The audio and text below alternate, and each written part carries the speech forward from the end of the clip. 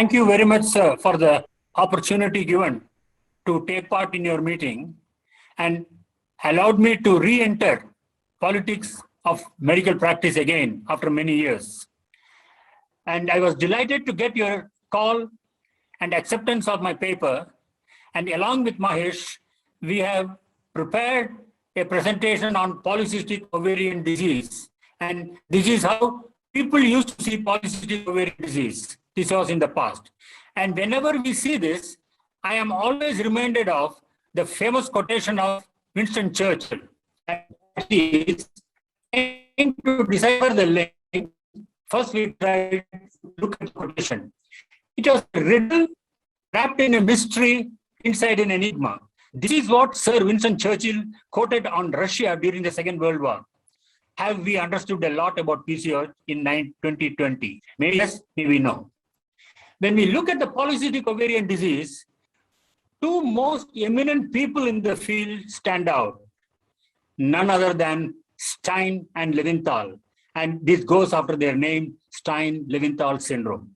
And Stein and Leventhal, in the Journal of Obstetric Gynecology, 1935, published the first paper consisting of 7 women having amenorrhea, hirsutism, obesity, polycystic ovarian appearance, complex phenotype, and polycystic ovarian disease.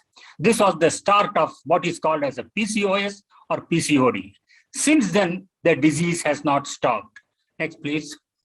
When they looked at the Stein-Leventhal syndrome as they described at that time, it was consisting of a triad, original Stein-Leventhal, which had a definite basis of insulin resistance on one side and type 2 diabetes on the other side. And when we look at the history, in 1921, diabetes of bearded women was described by Acro and Thiers. Later on, in 76, syndrome of insulin resistance, hyperandrogenism, and acanthosis nigricans was described by Kahn and Flyer. In 1980, polycystic ovarian disease with hyperinsulinemia was described by Abbas and Kitabchi. In 1986, acanthosis nigricans in polycystic ovarian disease was described by Flyer and Donafi. Next, please. Stein-Leventhal, 80 years on, if you look at it now, going through the disease, in less than 15 years, they published 2,000 papers pertaining to this topic and 20,000 references in various journals in which their name was quoted. Next, please. And when they looked at the clinical triad, it consisted of polycystic ovarian morphology, clinical hypertensionism, and oligomenorrhea. This formed the classic triad of polycystic ovarian disease, which continues even today. Since then, we have started understanding the disease in a slightly different way from the point of view of endocrinologists, because many endocrinologists worked in the field of polycystic ovarian disease with an idea of trying to solve the riddle described by Winston Churchill. And when they started describing it, they ended up with 5 entities. Definitely, chronic anovulation persisted. Hyperandrogenism was a characteristic feature. 90% of the women with irregular menstrual cycle, and it was the most common hormonally related infertility. And this is where our link, the diabetologist link with polycystic ovary starts. 7-fold increase in the risk of type 2 diabetes mellitus. Now let us look at it. So I can say personally, with my vast experience in the field, I would say with due respects to gynecologists and obstetricians, it is no more an ovarian disease. It is an endocrine and metabolic disorder. 2 hormones are key in PCOD and are critical to the understanding of PCOD: androgens, insulin, and body's response to its elevation. Androgen excess remains a fundamental biological and diagnostic feature of PCOS or PCOD. This is recognized in 2003 Rotterdam Consensus Criteria and Androgen Excess Society criteria.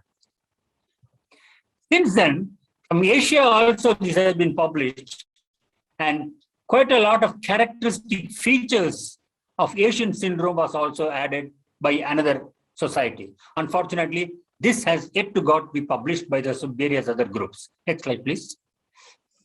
Now, let us look at insulin.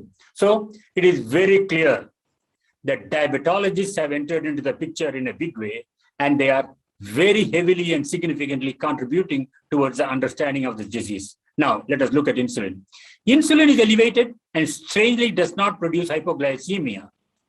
Very strange. Though it is elevated, hypoglycemia doesn't occur. It produces a resistance to insulin, insulin resistance, a feature in type 2 diabetes, which all of us know. Up to 70% of women with PCOD will show insulin resistance and compensatory hyperinsulinemia. Most of the clinical laboratory features are akin to type 2 diabetes. Now, putting it jocularly, if you take hold of a type 2 diabetic patient, infuse the patient with a lot of androgen injection, can he become polycystic? So it is just like PCOD patient having high diabetes and diabetic patient having high androgen value. Next slide, please. Androgen excess is proportionally related to beta cell function. And this is some of the recent publications of Mandro and Jarvis. They have very, very clearly shown the various androgen entities. There are about 4 or 5 varieties. I don't want to go into the details of it. But one particular androgen, dihydroepiandrosterone sulfate, which emerges from the adrenal gland, does make a significant contribution. But somehow, it doesn't play a major role in the clinicopathogenesis of polycystic ovary. Androgen excess is proportionately related to beta cell dysfunction. So we must accept that. Testosterone prevents beta cell apoptosis and increases insulin. Pathophysiological linking of pancreas and androgen excess. Thus, it is very clear one aspect of understanding PCOD is trying to delink the link between androgen excess producing excessive insulin. Next slide, please. DNI is first to prove that women with PCOS have insulin resistance. Low levels of adiponectin has been shown to predict women with PCOS who are at risk for developing type 2 diabetes mellitus. Now we are getting into the newer generation of understanding where more and more of features connected with diabetes comes, more and more features connected with type 2 diabetes emerges. Next slide, please. Polycystic insulin resistance and type 2 diabetes, 30 to 50% of obese women with polycystic ovarian disease have glucose intolerance. HbA1c is the best screening test for glucose intolerance in women with polycystic ovarian disease. 90% of women with polycystic ovarian disease fulfill at least one of the 5 NCEP criteria for the metabolic syndrome. And what is this metabolic syndrome? The metabolic syndrome in polycystic ovary, the 5 risk factors on the left side and the cutoff on the right side. Abdominal obesity, mainly the waist obesity, elevated triglycerides, HDL-C cholesterol significantly low.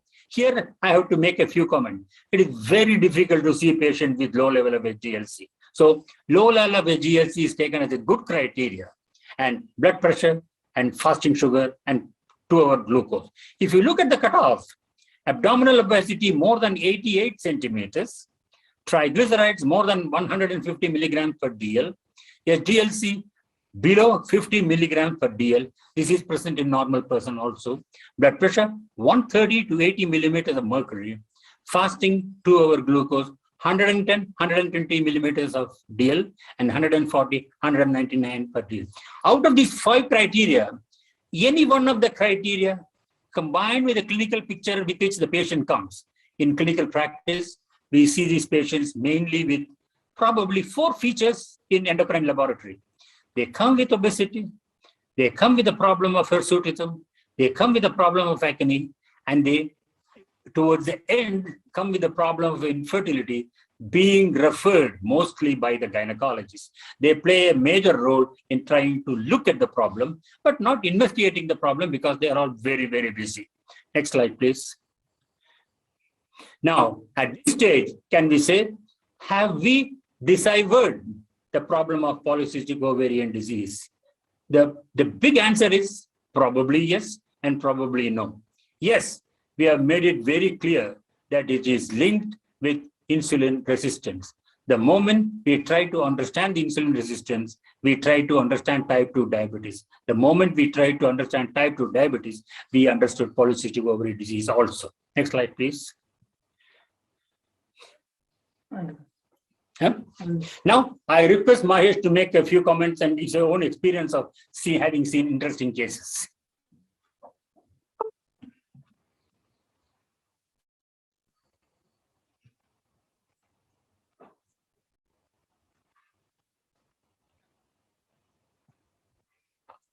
Thank you, dear friends, and I thank Professor Sridhar for giving me the opportunity to discuss with him.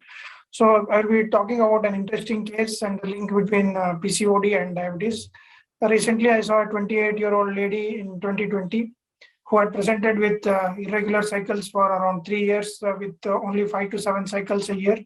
She had gained a weight of around 7 kgs over last 3 years and had started developing facial hair over her chin and cheeks over the last 2 years.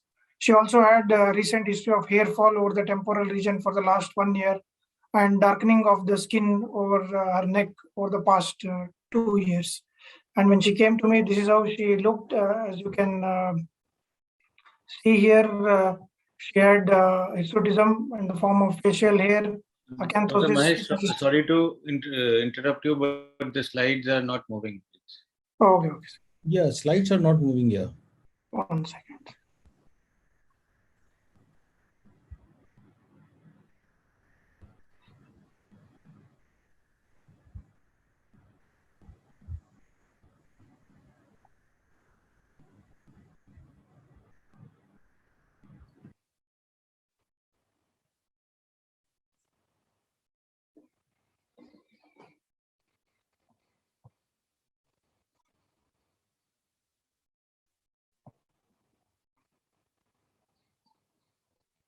Is it moving now, sir? Yes. Yeah, we can Now see this the is slide visible. number. Yeah. Is it moving? Yeah, they are moving now. Okay. So okay. Can the picture of the lady be seen, sir? Okay.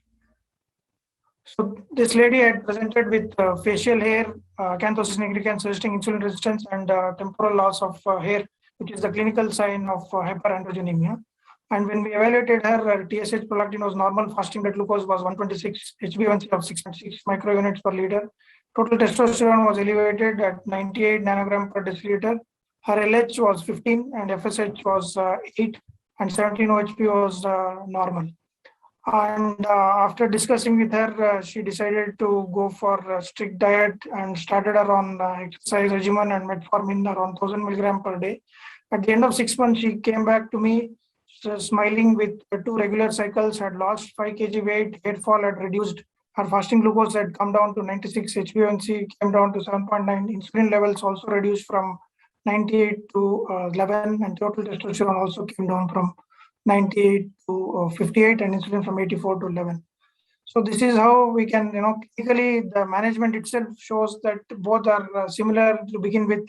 And then we also had, agents that reduce the hair growth. And sometimes we use the oral contraceptive pills or we use aldactone or rarely finasteride in some patients. So this is how we manage.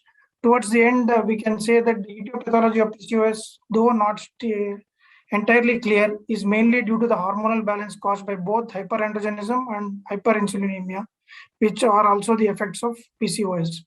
So the only question is whether the genetic predisposition to ovarian androgen secretion is the starting phase where we develop increased testosterone, hirsutism, hyperinsulinemia, increased LH, anovulation, and insulin resistance, or is it the beginning is through the genetic and dietary factors that influence insulin secretion, cause hyperinsulinemia, increase the testosterone levels, cause hirsutism, and contribute to polycystic ovaries and increase LH levels. So is this the beginning or this the beginning is the only question. I think still the answer will always remain. With this, I thank you all for a patient listening and I would be happy to listen to some comments.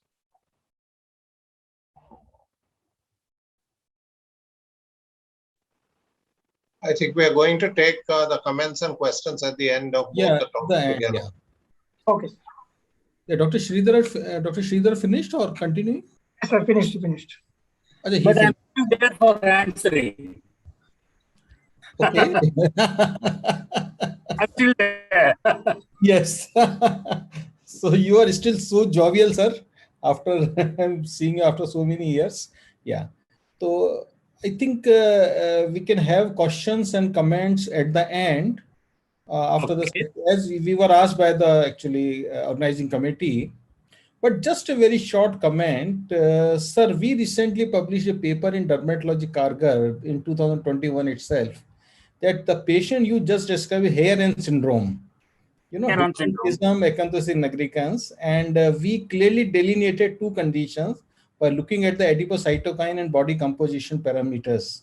That Heron syndrome and classical PCOD are two distinct entities as far as parameters of adipose tissue distribution and adipose tissue dysfunction are concerned.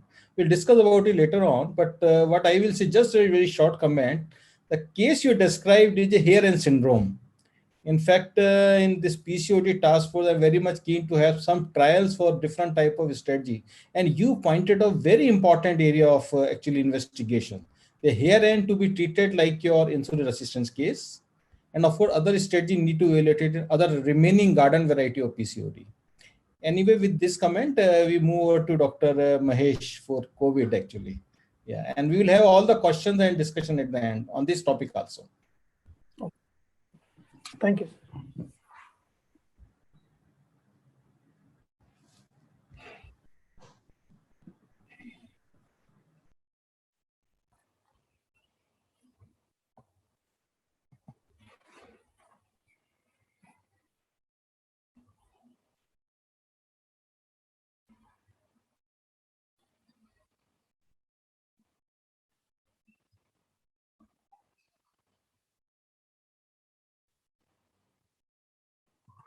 Good evening, sir. Sir, is the slide moving, sir? Yes, slides are moving, yes. Okay, thank you, sir. So thank you again for the opportunity to discuss about COVID-19 and diabetes and its current understanding. And I think this is the hot topic of today, and I will be discussing the data that we have gathered over last few years. So background, I will be talking in 4 parts: background and current situation, COVID-19 and diabetes, published data, potential mechanism of interlinking between the two, and the bidirectional relation that COVID and diabetes is what we are seeing. So background on small background on COVID-19, coronavirus are a large family of viruses that may cause illness both in animals and humans. COVID-19, the novel coronavirus, is also known as SARS-CoV-2 because it is associated with the severe acute respiratory syndrome and not previously seen in humans. So that is why we use the word novel for this virus.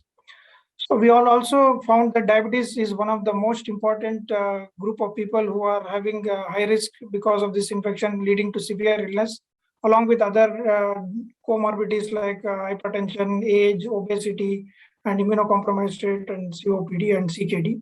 And there is an increased prevalence of diabetes in also in Black and Asian groups, along with the COVID severe illness. It is also interesting to note that diabetes has been associated with poor outcomes in the previous viral infections associated with diabetes, be it 2003 SARS virus COVID-1, with the 2009 influenza H1N1, where the ICU rate, the odds ratio for ICU admission was 4.29 among hospitalized patients with diabetes, and the MERS, that is immense Middle East Respiratory Syndrome in 2012, also had odds ratio of 2.4 to 7.2 for developing severe or lethal illness. So it is clear that the coronavirus and viruses, when they come into the pandemic situation, we have the increased respiratory disorders associated with diabetes and severe illnesses. So let us look at what is the data we have on COVID-19 and diabetes. So people with type 2 diabetes are at increased risk of severe illness, and this is age independent across all age groups. People with type 1 diabetes have increased risk of developing ketoacidosis when they develop COVID infection. And at present, there is no sufficient data to show that people with diabetes are more likely to get the infection than general population. The infection developing rate is almost same, but the severity is much more in those with diabetes. What is the rate or the most common comorbidity among the SARS patients? Is hypertension is 21% and diabetes is 9.7%. So it is the second most common comorbidity with diabetes in hospital admissions. This has been seen across all the countries. The prevalence is around 8 to 20% across all the patients who have been admitted for hospital due to COVID infections. In the COVID-19 patients, the prevalence of diabetes in US published data is around 32%, which is the second most common cause why adult population are admitted. The overall population of the diabetes in this group was only 13%, but more than twice of them were admitted in the hospital. It is also important to note that the higher rate of ICU admission has been noted with diabetes. You can see here that those in the ICU with diabetes is much more than those without diabetes. Again, in the patients who are newly diagnosed diabetes, the admission rate and severity of COVID is much more with diabetes, that is 1.85 times more than those without diabetes, which is also clear that it is not just the pre-existing diabetes, newly diagnosed diabetes also are at increased risk of developing severe COVID infection. Interestingly, it has been seen that the CDC study in June 20 showed that 1 in 10 hospitalized patients with diabetes died within 7 days of admission, and 1 in 5 needed the ventilator.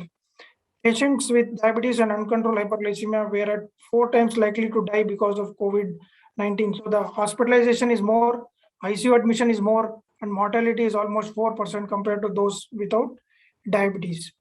So they, in the UK group, they formulated this table which showed the higher risk of developing severity, that is with respect to mortality, based on the age, gender, duration of diabetes, previous stroke, heart failure. Interesting to note is that higher the HbA1c, higher was the risk of developing severe infection and mortality. So it is not only important that the patients may have diabetes, but if they have poor control, then their mortality rates are high. This has been seen with respect to COVID-19 mortality in the NHS England study. Similarly, also they also looked at type 1 diabetes, and in type 1 diabetes also they found that higher the HbA1c, more the BMI, more is the mortality.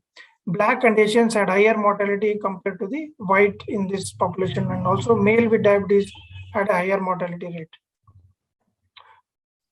So this is also looked at even in China, Italy, and New York State also, all the places mortality rates were high in those with diabetes. So even newly diagnosed diabetes had a higher mortality than those who were pre-existing diabetes. We can also see in the England data that compared to the general population, type 1 diabetes with severe COVID had higher mortality. This is the chart that shows both type 1 and type 2 diabetes that we tell patients to have good control. Those with good control, HbA1c less than 7, in comparison to those with HbA1c more than 10, there was a 2 times increased mortality in those with the poor control. And with type 2 diabetes, the mortality rates were higher in the patients with type 2 diabetes with poor control, HbA1c more than 10. So the pool prevalence of diabetes established that was 14.34% and higher in non-Asians versus Asian countries. Pre-existing diabetes was associated with 2 times increased risk of severe illness and 3 times increased risk of in-hospital mortality. Now let us look at the potential mechanisms through which we find this increased rate of prevalence of severe illness in these patients with COVID. So long-term suboptimal control impair the immune response, and diabetes complications and comorbidities such as diabetic kidney disease, ischemic heart disease, and obesity may further complicate the situation.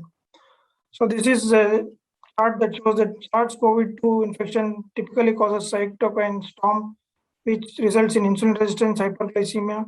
This infection can also affect the beta cells because they also have the ACE2 receptor, affect the insulin secretion leading to hyperglycemia. Further endothelial dysfunction, platelet activation, and antithrombin 2,3 glycosylation leads to thrombosis, multi-organ damage, and therefore these patients have severe illness compared to those without diabetes. This beta cell damage and cytokine storm can lead to at-admission hyperglycemia that we typically call as stress hyperglycemia, worsening the metabolic control in patients with pre-existing diabetes, Does it cause new onset diabetes? That question is yet to be resolved. But we all know that definitely stress hyperglycemia because of COVID is commonly seen in all our patients. And to that, once we add steroids, it further worsens the situation. So is diabetes and SARS-CoV-2 infection, if you look at this chart, there can be ketoacidosis in those with type 1, or sometimes we have also seen ketosis-prone type 2 diabetes in these patients. Hyperglycemia typically occurring in these patients where we usually give insulin for management. So the combination of SARS infection with pre-existing diabetes or undiagnosed previous diabetes or question mark newly undiagnosed diabetes, all three we know lead to impaired insulin secretion, impaired glucose disposal, impaired counter regulation. So this is how we see that these patients trigger the thrombosis mechanism and lead to severe infections. Does infection itself promote acute beta cell injury, permanent loss? Does it trigger the autoimmunity, or is it just increased counter regulation? This question we need more research to answer. So there are some questions that all of us probably we need to answer in the future.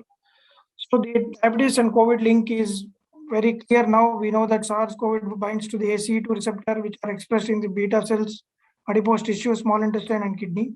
There is a plausible explanation that SARS-CoV-2 may cause pleiotropic alterations of glucose metabolism that could complicate the pathophysiology of pre-existing diabetes or lead to new mechanisms of the disease that we need to further explore.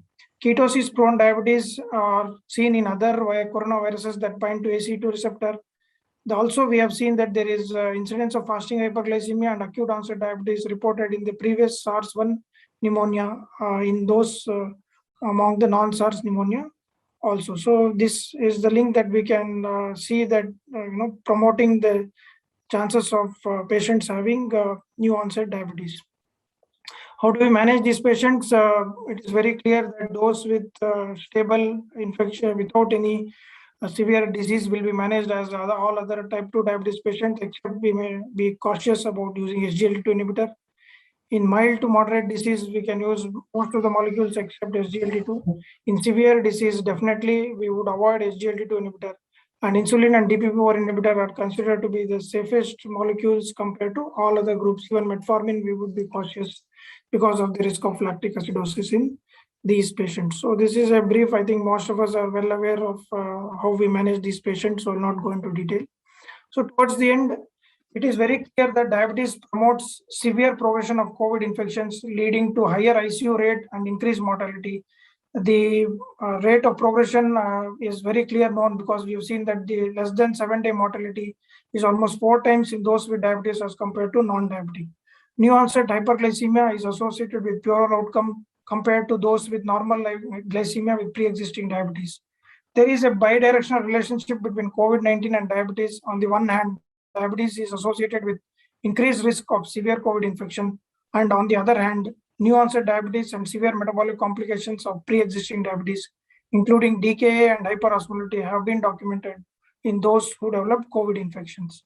So there are some questions with which I will end my talk. How frequent is the phenomenon of new onset diabetes? I think we are all of us are looking at this data. We have in our own hospital seen that it is around 3% of those who were admitted reported to have new onset diabetes with HbA1c not very high. Is it the classic type 1, type 2, or is it a new type of diabetes that we need to look at the data and come look at the antibodies, look at the C-peptide levels, and maybe help more data to decipher what is the exact type of diabetes. Do these patients remain at a higher risk of decay in future, or is this diabetes permanent? That we'll know at the end of 6 months and 1 year, or at the end of 2 years of study. Probably we'll get more clear data and be able to say whether this is only a temporary phenomena or is it a permanent damage. In patients with pre-existing diabetes, does COVID-19 change the underlying pathophysiology and the natural history of disease? That we know in the long term when we look at the complications of these patients versus those who were already having diabetes without COVID. So that is what we'll come to know. I think in the next 3 to 5 years, COVID will reveal more than what it has done till now. And endocrine practice will be keeping an eye on these patients because we have also seen an increased prevalence of thyroid disorders in these patients. Thank you all for listening to us patiently, and I hand over it to the organizers.